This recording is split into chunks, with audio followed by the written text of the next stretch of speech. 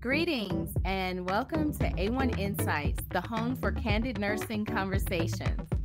Today, we'll be discussing the importance of human milk, breast and bottle feeding, including for premature babies, publishing your expertise, and learning the evidence on a couple of key topics for World Breastfeeding Month.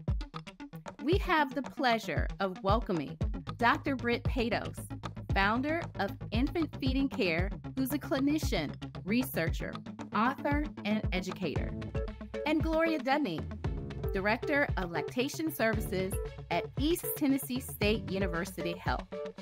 I'm your host, Bria Anopise, and I'm joined by two co-hosts, Lachey Haynes, Healthy Mom and Baby editor, labor and delivery and mom and baby staff nurse, and Shannon Francois, a clinical nurse educator and labor and delivery nurse. Lachey and Shannon, I now turn the podcast over to you. Thank you. Hi. Good. Hi, everybody. So happy to be here with you guys. I want to jump right in for our listeners and get started. This is just great being able to talk to you guys. And I really want to know what has motivated you, both of you. One, to become an IBCLC in maternal child nursing, Gloria. And then also, Britt, you have such a wide span with your neonatal nurse practitioner. Whoever wants to go first and just let us know what motivated you. go ahead, Brett. What has motivated me? I have absolutely loved babies for as long as I can remember. I mean, as I was the oldest of three, I was always around lots of younger kids and babies. And, I was the one who was babysitting when I was, in fifth grade, and just have always loved and been fascinated by babies. And, as I was going through my nursing undergraduate degree, I was really drawn to labor and delivery, and I really loved that process. But then I found that as soon as the baby came out, I was like keyed in on the baby.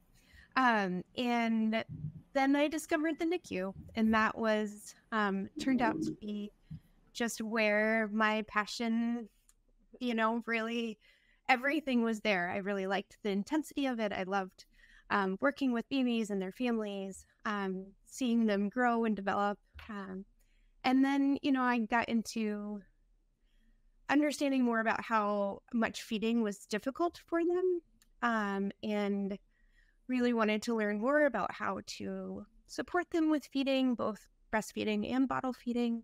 And so then I've just kind of continued to advance my education in those areas.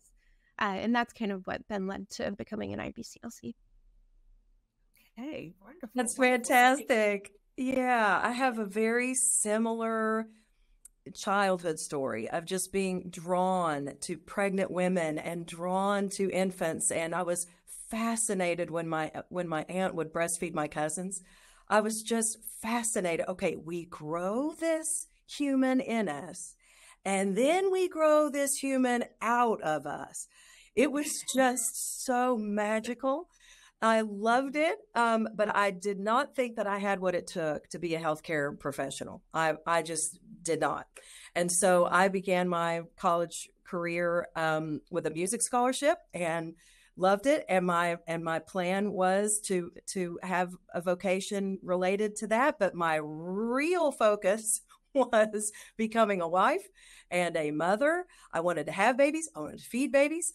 And so what happened was, I guess you could say the Steel Magnolias movie, Steel Magnolias and the Sunday paper. So the Steel Magnolias movie came out the summer after my freshman year in college. So I'd already taken a whole bunch of classes, done a whole bunch of things. Julia Roberts' character in that movie was a nursery nurse. And I thought, oh my gosh, that's a job. You can go in and do that as a vocation. And she was leaving to go to trick-or-treating with her son. And I thought, oh my goodness, I wouldn't have to be on call, and miss everything from my children. I could just do this. So I think I called the registrar the next day. And that's back in the day when you called the registrar, when you needed to make changes. And so I called the registrar and I made all these changes. And then, oh my gosh, surviving and earning a bachelor's of science in nursing is no joke. I had to take a bunch of summer classes. I think I took Prov and Stats in the summer. It about killed me.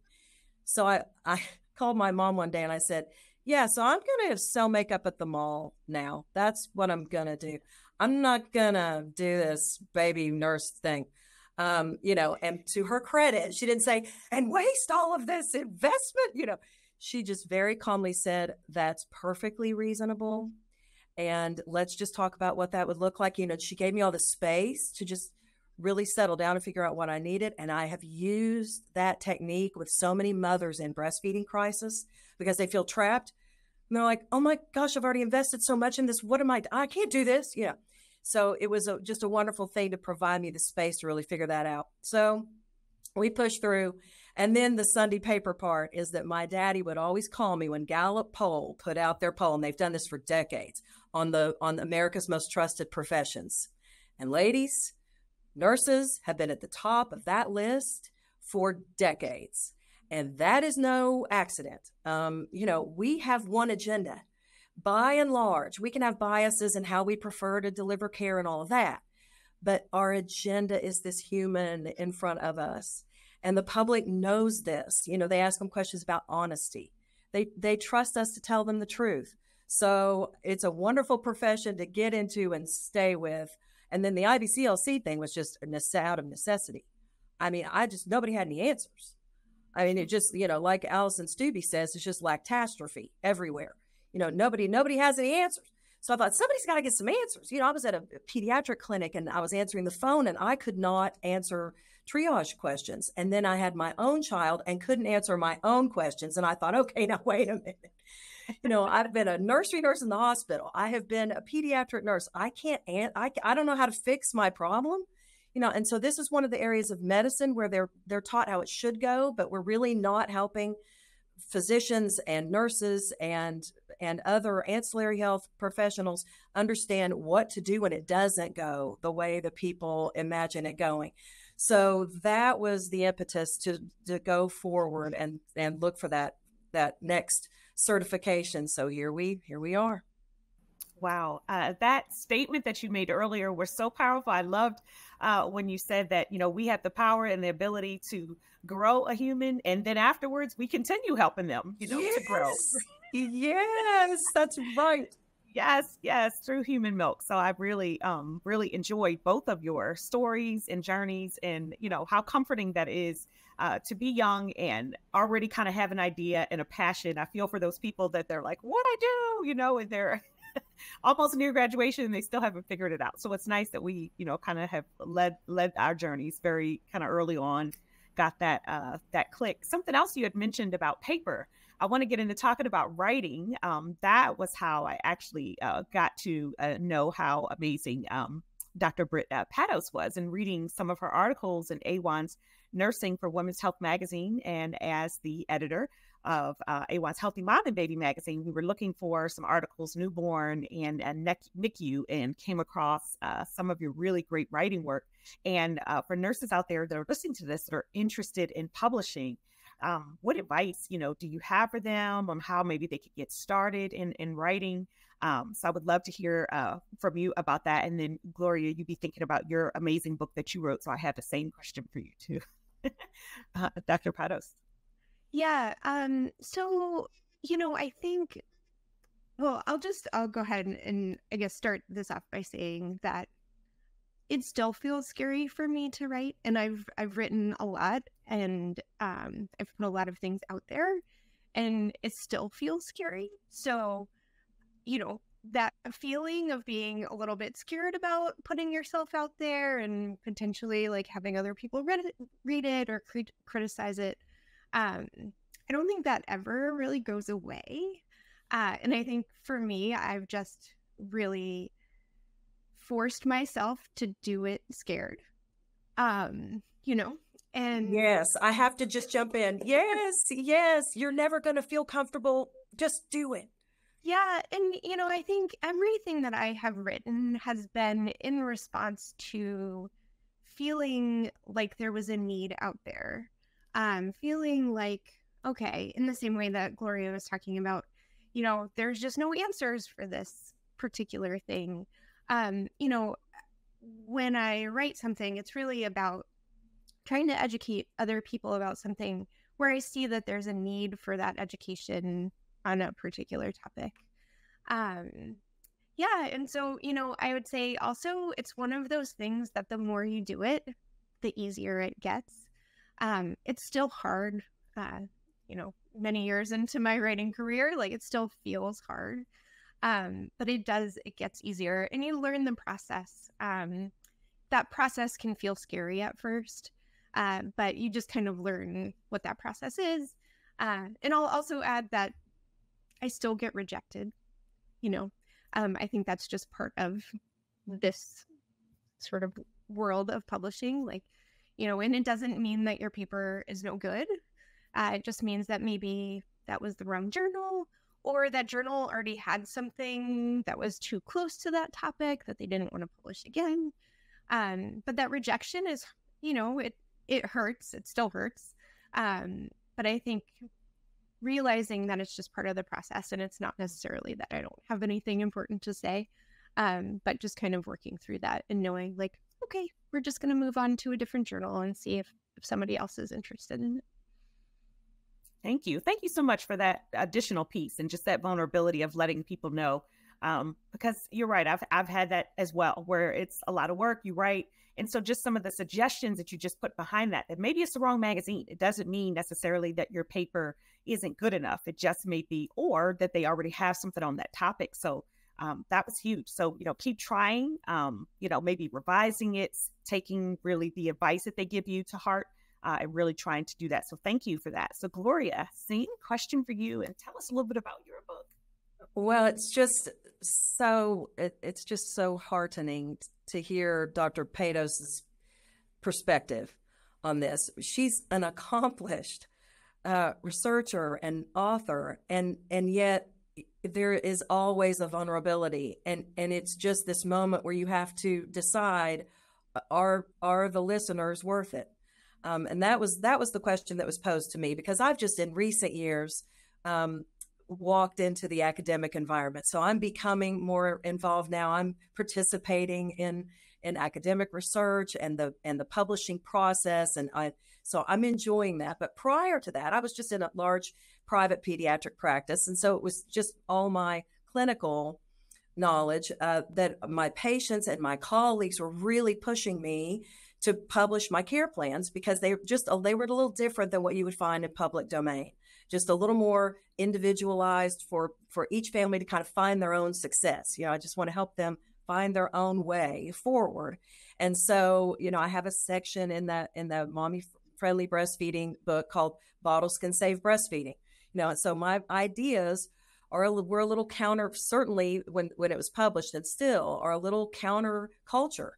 And I did not want to open myself up to criticism. I just didn't. I thought, I'm going to stay below the radar. I'm going to do my thing here in the hills of East Tennessee. Thank you. I don't want to be criticized. And my worst fear is that I would be misunderstood, and that I wouldn't be able to have a conversation with the person who's misunderstanding me. And dang, if that didn't happen, because you need to be grounded in evidence, obviously. And a couple of my care plans have dozens of references. I'm trying to scream, it's not just me that's saying this, other people have said this before. And so you've got to be grounded in evidence, but you have to have the strength of conviction that you're going to be able to just open yourself up for the criticism. And, so I had a colleague who said, okay, Gloria, you're just going to have to decide if the mothers are worth it.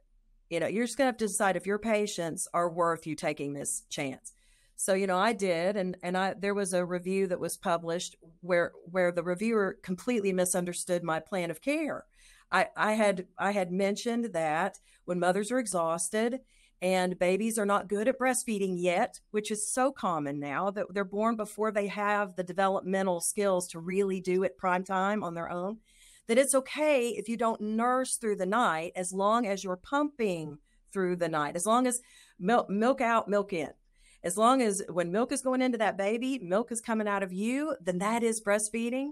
And she thought I was saying, you don't have to get up at night. You can just let somebody else bottle feed the baby, and you don't have to get up at night. And that was the opposite of what I was saying. I was just trying to provide an option for mothers who were exhausted and thinking about laying the whole thing down, just finding a way forward. And so you just have to be willing for those misunderstandings to happen and to try to find a way forward. But you're never 100% comfortable. You just have to decide this is worth it, and then keep moving forward. All right. Well, thank you. That was really, really empowering and encouraging for our listeners that may be thinking about, writing at some point. I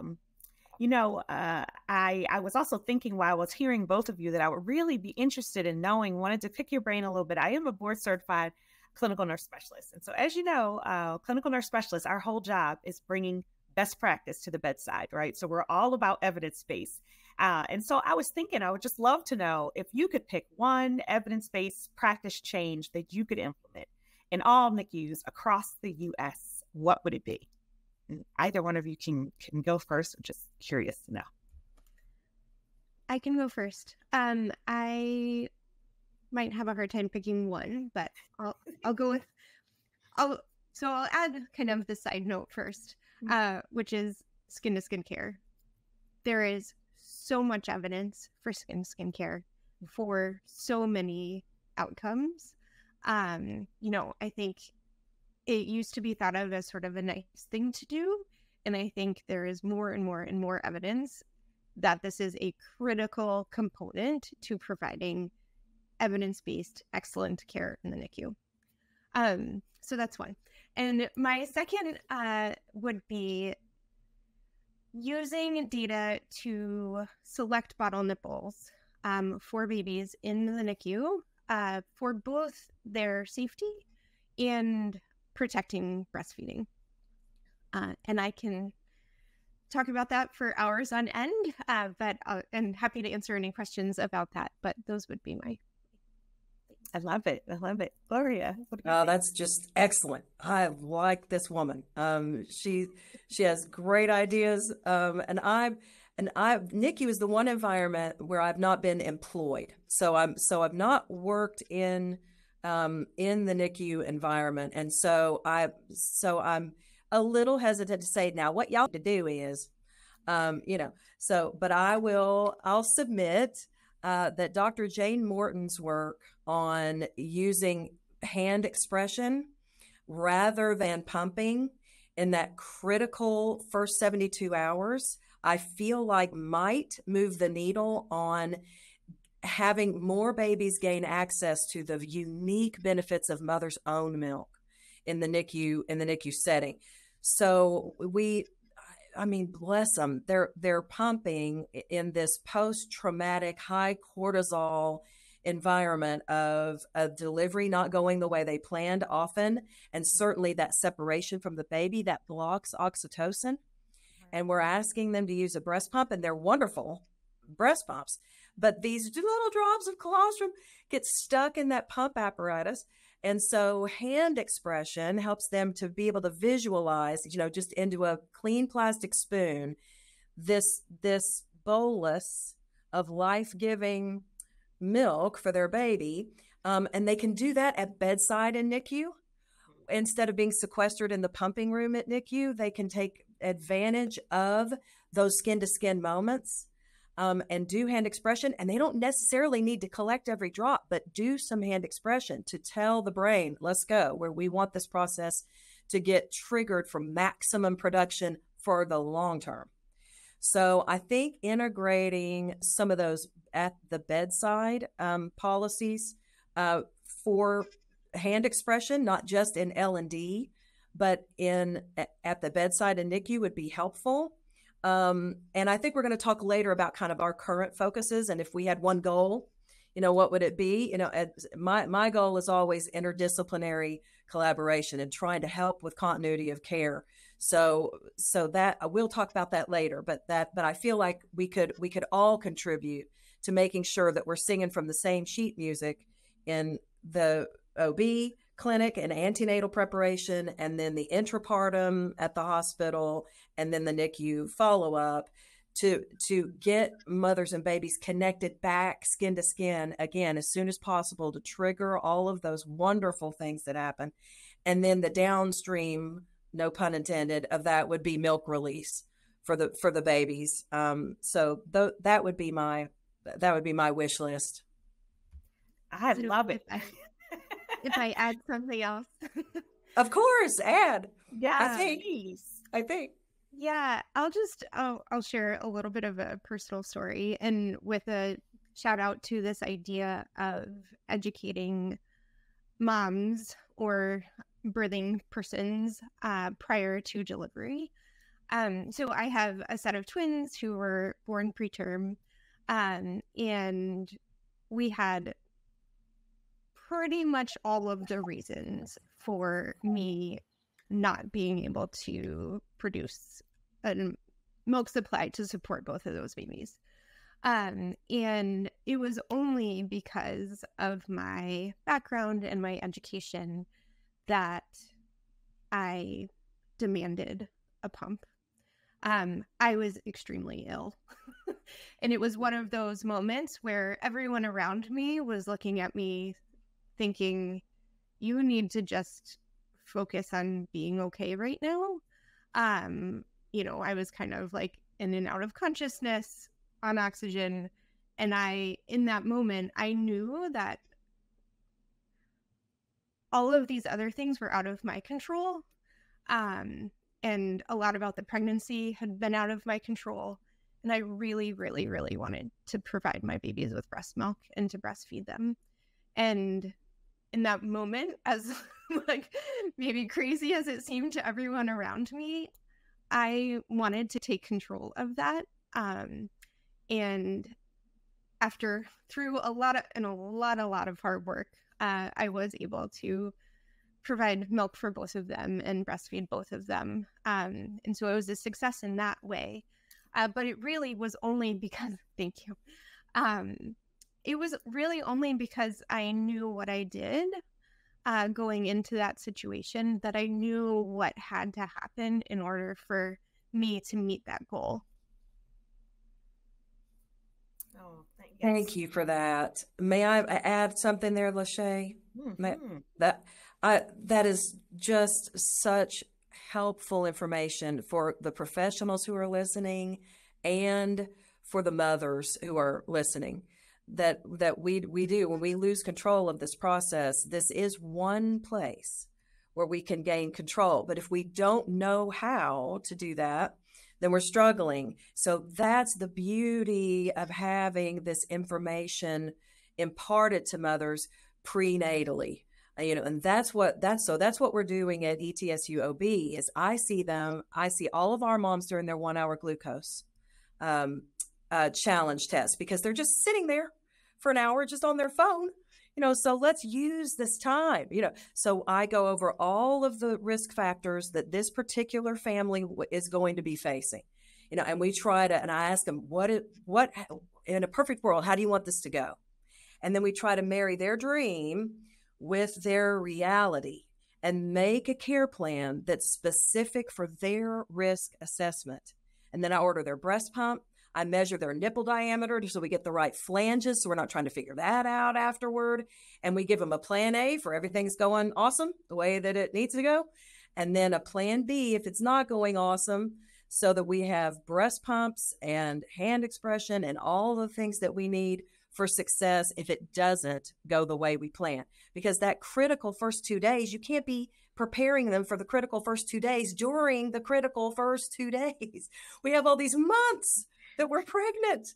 Let's use this time, so it was just embarking on getting all that paid for, that has been the uphill battle, because the physicians have wanted that and the families have needed that. So now we have the payers coming on board. Our Tennessee Medicaid medical leadership has been amazing. And now we have Medicaid coverage for prenatal, postpartum, home visits, telehealth. It's like, okay, however you can get to them, we want to pay for that. So it has been miraculous. But I do think that prenatal interaction will be the game changer in the long run, because we have so many more at-risk families now. I love it. I love it. And thank you so much for adding that a bit of information there. And what I heard too from you, Dr. Britt Pados, was advocacy. The part I learned is when you said I demanded a pump, and just that advocacy and advocating for yourself. Because sometimes people may think they know what's best for us, right? But in those moments, something that really is really important and that's a deal breaker for us, it's important for us to say, hey, this is my experience, right? And there's a whole lot. It was just huge, so powerful. There's a whole lot you couldn't control. This is something that's important to me, so I want to worry about it, right? You're actually going to make me worse if you don't get me the pump that I am asking for. So I loved that piece of the advocacy and things of that nature. So as we've been continuing this conversation, I don't know, Shannon, if you want to jump in there, and I don't want to take up all the time there. If you have anything you want to say, or. Yes, I'm sorry. I was having some technical difficulties, but I think I caught most of it. My video is going in and out. Britt, you said you had twins and you delivered them early. I just wanted to also kind of jump in on that conversation, because I had twins and I delivered them at 30 weeks. And at that point, I had been a labor and delivery nurse for 8 years, and also teaching, prenatal breastfeeding and education classes. And I myself was kind of taken over, by the just everything that was kind of going on, and my nurse brain took a back seat, and my mom brain started going. And so I was trying to do everything that everyone told me to do, and I wish I had done hand expression in the beginning, because those first, I want to say 5 to 7 days were so very frustrating with the pumping and just, not producing anything. I think hand expression may have been another, route to try, but that, wasn't really presented or suggested to me. So I think that's a great suggestion. And I know that at my institution, we do recommend that quite a bit. Yeah. And the other thing is the skin to skin. I know there's certain things that happen in the NICU that kind of hinder the skin to skin, but I really wish that, more NICU nurses and neonatologists would kind of appreciate that skin to skin, and we can work together and figure out ways to accomplish that, because I think it was probably 2 weeks before I was able to do any type of skin to skin with my babies. And that was because they had, the umbilical lines. So I love those suggestions, and just, having experienced it myself, I think those are great, to incorporate. Yeah, I think one of the really amazing things for me, and I remember this moment just so clearly, was that I pumped around the clock for 5 days without getting a single drop of milk. Yep. And it wasn't until I started doing skin to skin with my babies that my milk started to come in. And there was really no reason why my babies weren't on any respiratory support. They didn't have umbilical lines. There was really no reason why I couldn't do skin to skin with them. And I think maybe because I was a NICU nurse, maybe they thought I was going to ask for it. And it wasn't until I started to advocate for myself and say hey, can I do this thing? That, we started doing the skin to skin. And, that I think probably for you too, Shannon, being a healthcare provider kind of in this world, you're put in a strange situation of being a mom, but a healthcare provider, and you know enough, but you really want to just be a mom in that moment. You don't want to have to be the one advocating for yourself for those things. You want somebody to ask you, or encourage you, even if you are a little bit scared. Yeah, it's definitely an interesting place to be. And And I've heard that from my colleagues as well, that the nurse brain takes a back seat. And when somebody said that to me, I was like, it really does. I forgot everything I learned as a nurse. And um It does. I can add one thing if that's okay. If that's okay. So there is a neonatologist at I think it's the Greater Baltimore Medical Center, and her name is Michelle Balin. She had this information presented to her about how many of our mothers are at risk for a delay in lactogenesis 2. Just all of these things that would delay lactogenesis 2.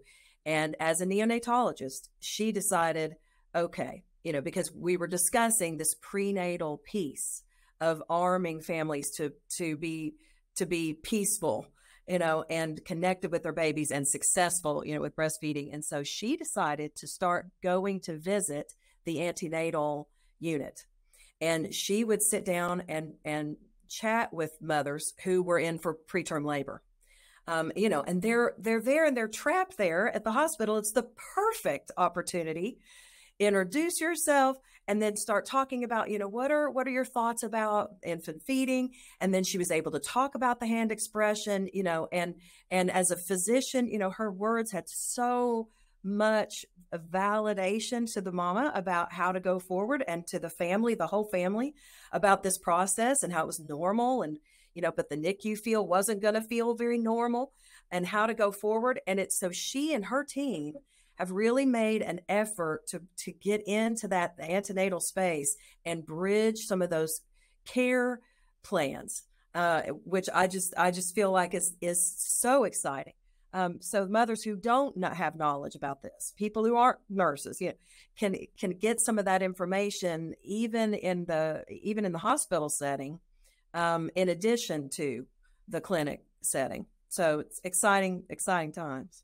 I love that. And I think that the addition, I don't know if any of you have dealt with a OB navigator position at any of your facilities, that the addition of that role has been amazingly essential to my institution, and I'm sure other institutions as well, where you have this person or maybe group of people, and they start contact with the patients at around 22 weeks, and they make contact with them and say, hey, I'm here for you, anything you need. And then they kind of follow up with them at certain pinpoints, throughout their pregnancy. And then, there's resources or programs that they can connect moms with, and they can identify those risk factors ahead of time and start talking about those things. So I think for us, the addition of that role has been really amazing. And I'm hearing of more facilities kind of utilizing that. That's fabulous. That is just a fabulous addition. Yeah. Can I just jump in here? I think the role of a navigator for lots of different areas is very important. And so that's a new role that I didn't know about, Shannon. So thank you for sharing that. And I certainly hope that our listeners are seeking that type of role, because I definitely think it's a bridge that a lot more people could use. So I just want to throw that in there. And we also, they are starting to utilize it, like I said, everywhere, but also like we have a women's center that deals with a lot of cancer patients. They have an oncology navigator. It's like your personal concierge that can kind of navigate you through whatever health situation you're going through. And so because I think it's hard sometimes to know where to go, who to talk to. I need help making appointments, all these different things coming at you. We need a bridge between the silos. Now, I have a question. As we're talking about that nurse navigator and just that transition, would this be the person that would help as far as that transition into the home? Or I know that for both of you, Dr. Pados and Gloria, with your expertise in, NICU babies, and now it's time to discharge, and as far as, IBCLC, and then Shannon, what you just mentioned with the nurse navigator, kind of putting all of that together, I was just kind of thinking about then the amount of support that moms need at home. I can actually chime in and have something to add as far as this twin conversation. You're not going to leave me out. I have twin grandbabies. Wow. That were just born on July 3rd. So congratulations. Thank you. Yeah. So Jamie and Jackson are here, and one spent 10 days in the NICU with a UV line. So we had that difficulty. We kind of, using Britt's word, we demanded to do skin to skin with a UV line. So we did get to do a little bit of that. Me being an LDRP nurse on my shifts, I would go over when it was time to feed him and take off that nursing hat and become Nana and kind of demanded a little bit of skin to skin with him. So what are your thoughts? Because I look at how much, and I don't think my daughter even realizes how much of a jewel it is, right? To have someone who has been in OB 28 years, who had all the things ready for her to go, the hand-free pump, the bigger grade pump, the cool gels, the creams, the, everything that she could have needed, right? The nursing bras, the ones that hold the pump in the bra, the other, everything. The list had been checked. What are your thoughts on that for transitioning and what that looks like for our moms?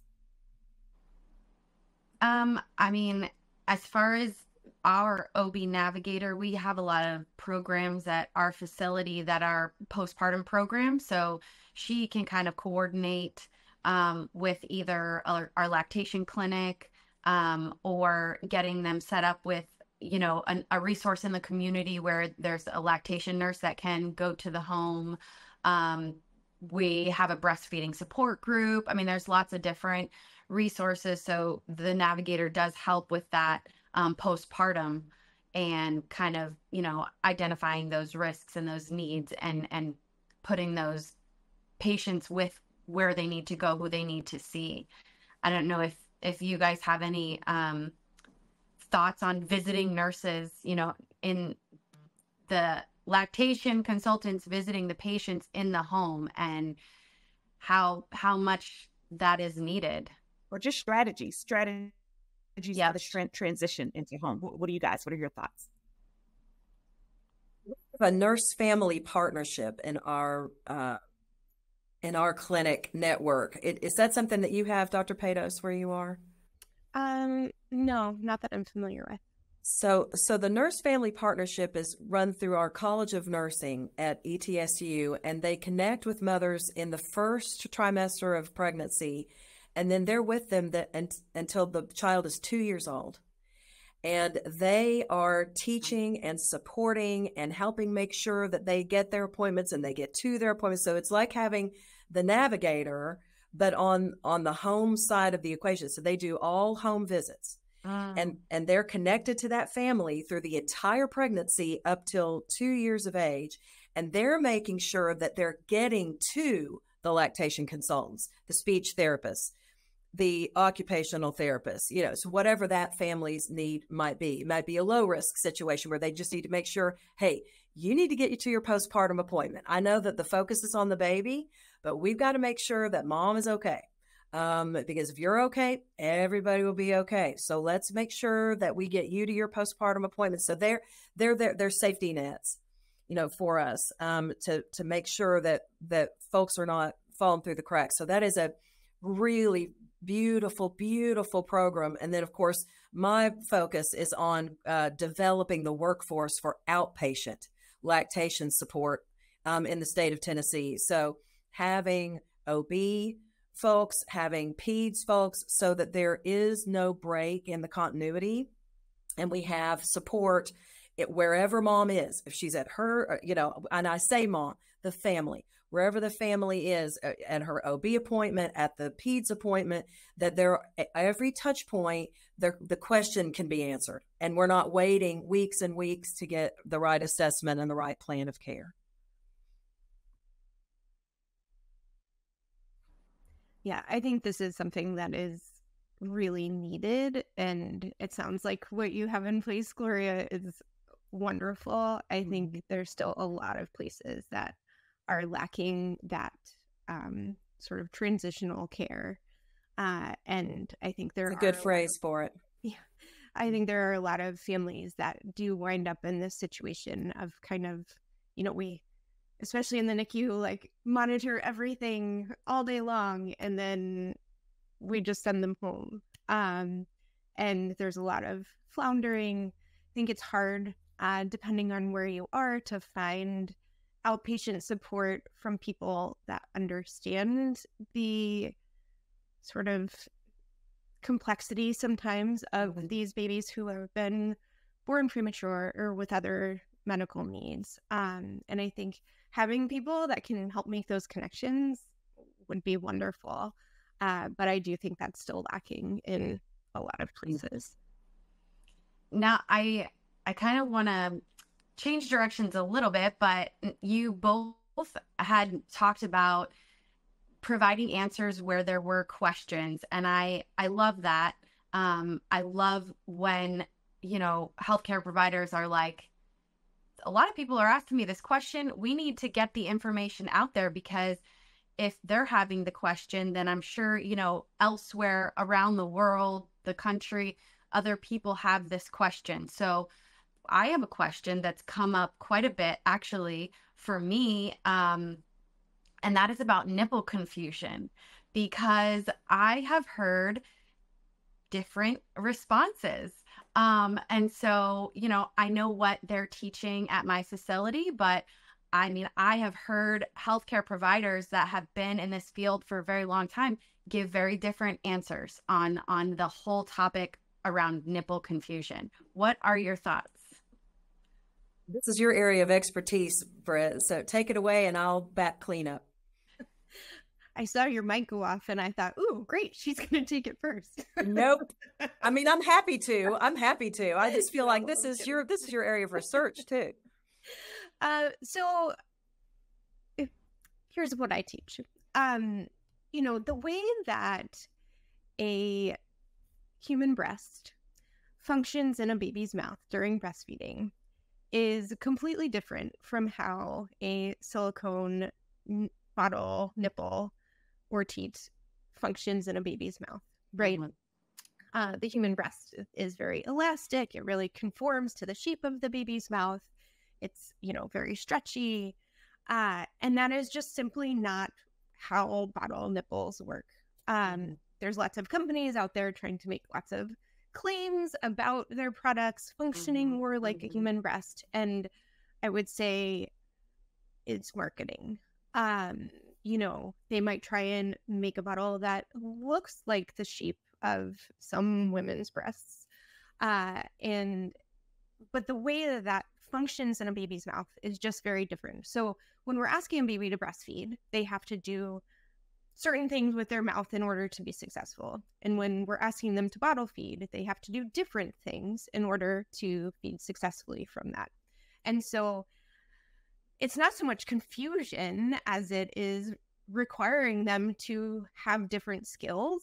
I think the other piece of it is a flow difference. When a baby goes to the breast, initially they have to do that kind of non-nutritive sucking to stimulate the milk to start to flow. So initially there's very little to no milk available to them, and they really have to be patient and wait for the milk to start to, the letdown to bring the milk into the baby's mouth.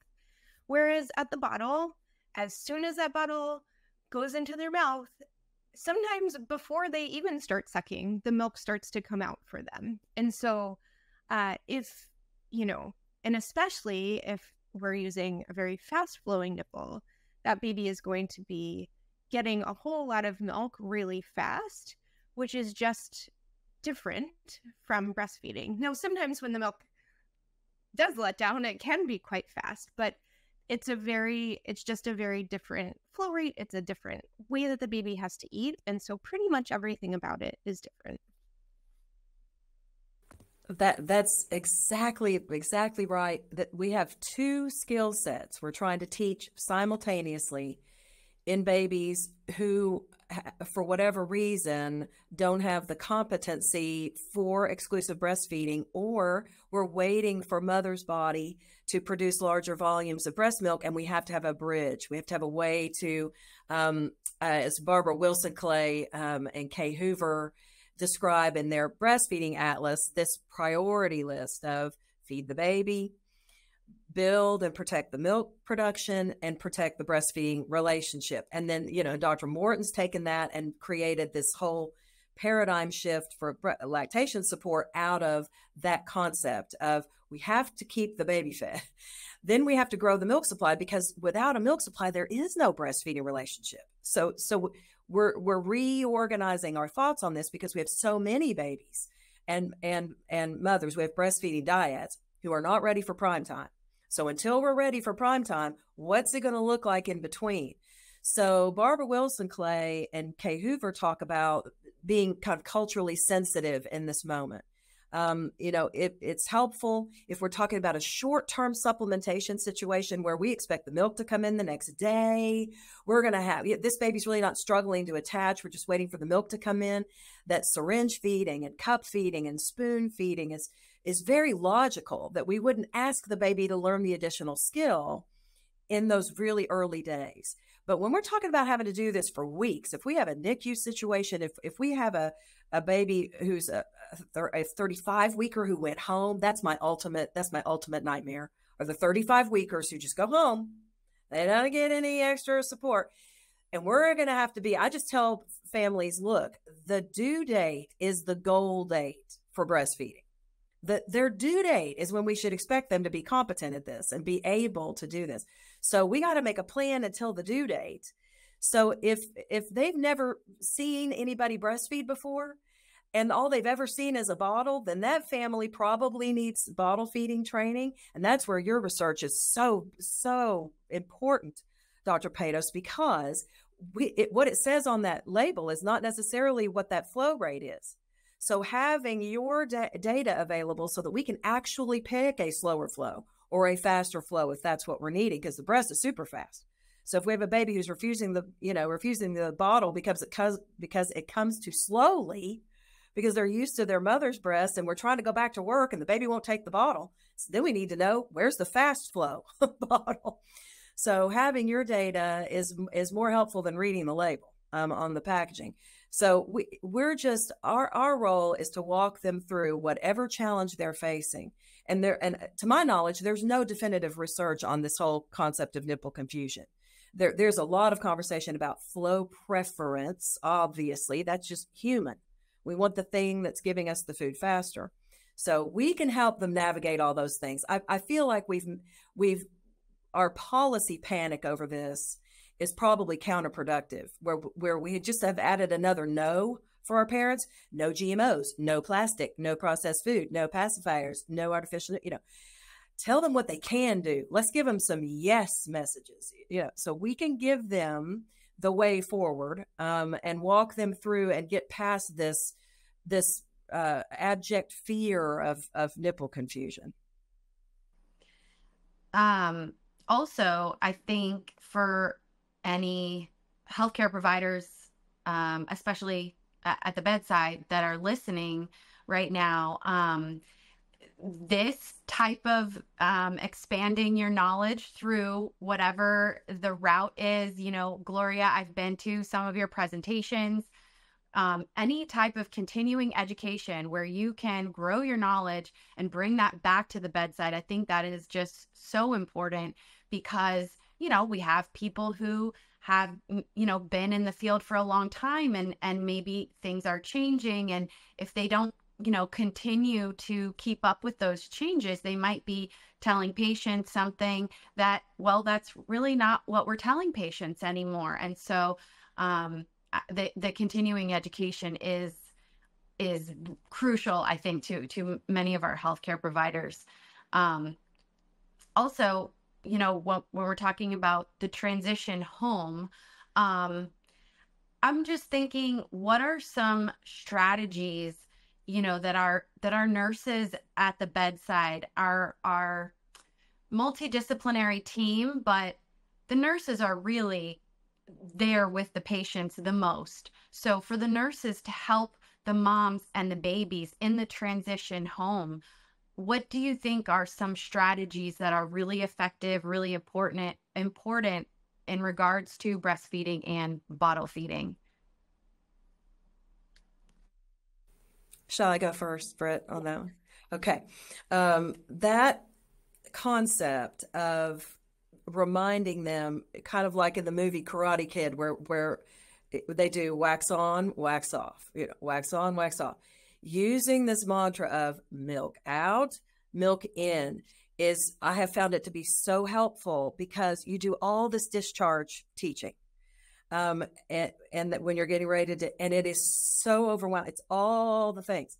And we're just rapid fire, all these things.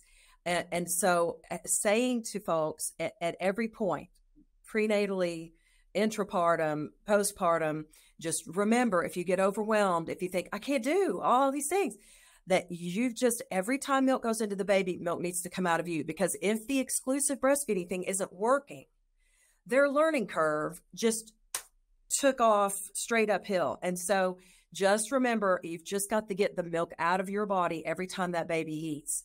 If he's nursing, that's fabulous.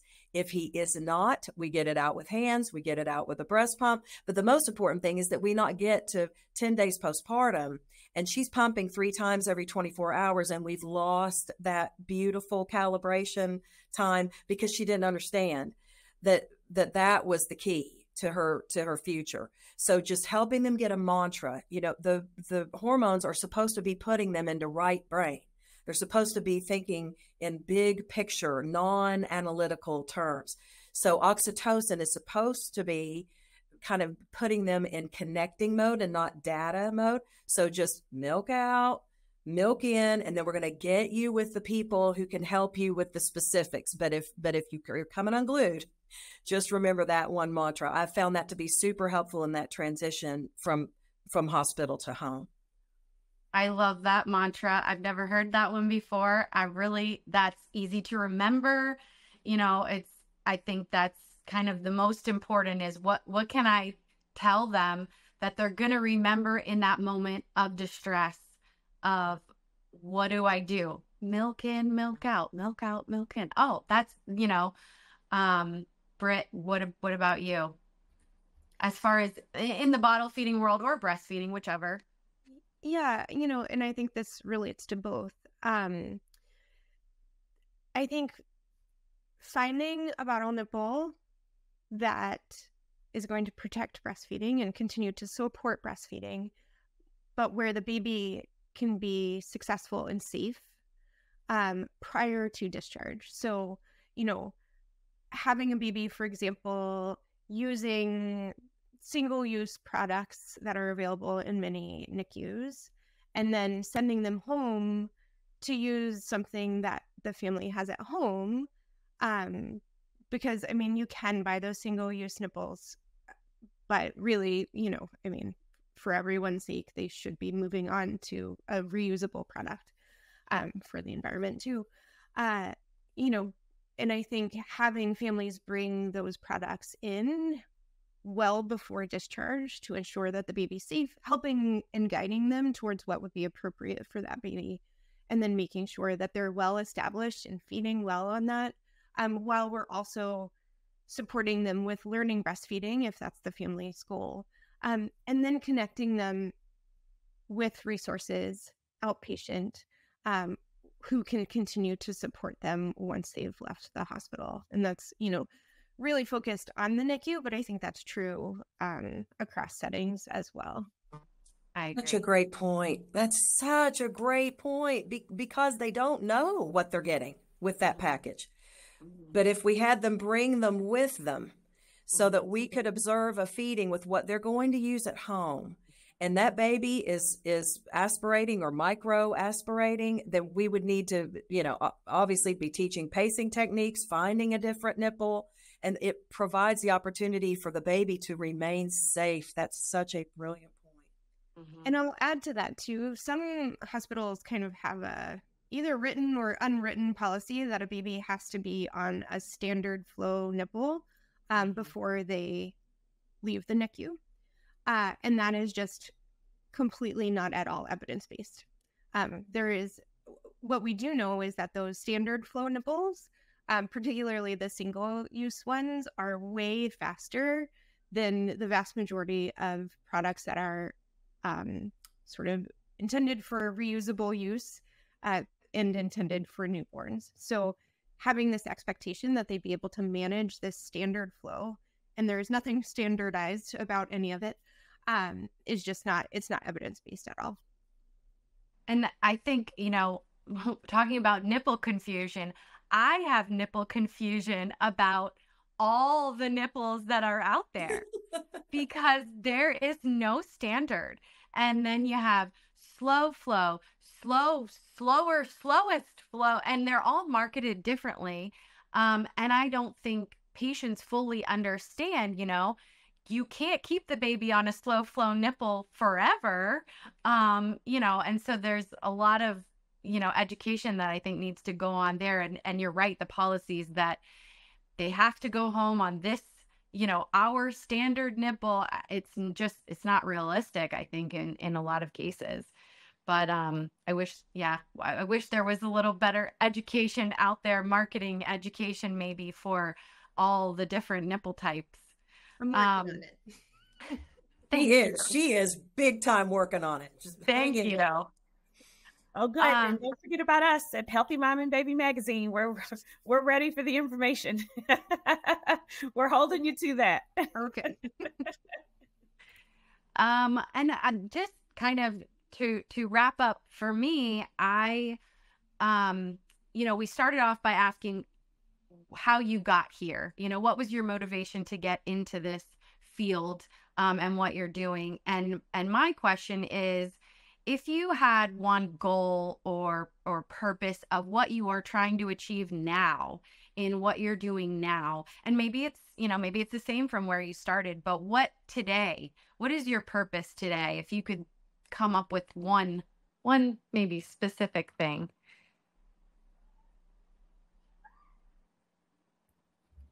I can jump in.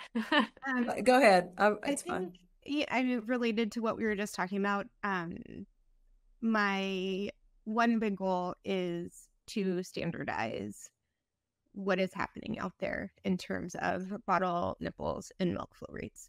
I think we need some standardization in terms of how products are labeled, what that means, so that people can make educated and evidence-based choices. And that, it's a big project. It's going to take a while, and it's going to take a lot of other people supporting the need for that. But that is kind of an overarching goal at the moment. That's great.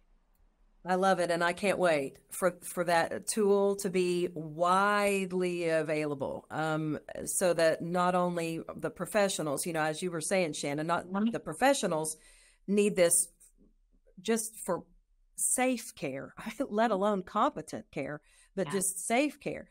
But obviously families need access to that information. So we're waiting with bated breath, dear, for you to tell us more. Yes, tell us more about this. Yes. So, for me, I mean, I kind of a micro goal, which is that every day, and I know this is the same for all of you, that we leave our patients better than we found them. That just we have brought some kind of light, into either chaos or maybe even darkness. Some are dealing with just very dark times. And so that's kind of the micro goal, but my macro goal would be to redefine what a family considers breastfeeding success to be in light of their own acuity levels, in light of their own realities, help them redefine, because for many mothers who have multiple risk factors for delayed lactogenesis, 50% of that baby's intake might be exclusive breastfeeding. For her, that might be the most her body can do. So that's success. That's a victory. And I want them to feel victorious and not defeated by this process. So there are so many goddesses who've gone before us, Rebecca Mantle and Allison Stubbe and Jane Morton and Lori Felderman Winter. I mean, we have all these leaders in our field right now who are trying to help guide our nation toward a more risk stratified, risk appropriate care strata that just lines us up with all the other areas of medicine. So we have different expectations for a level 3 NICU baby than we have for a level 1 NICU baby. So we should have different expectations for a high acuity breastfeeding diet than a low acuity breastfeeding diet. So we just are reimagining this, and it's an exciting time because I feel like we're getting closer to our patients instead of further from our patients in the process. So I'm so grateful for all the partnerships and all of the talents here before us and in our audience today as well. Thank you.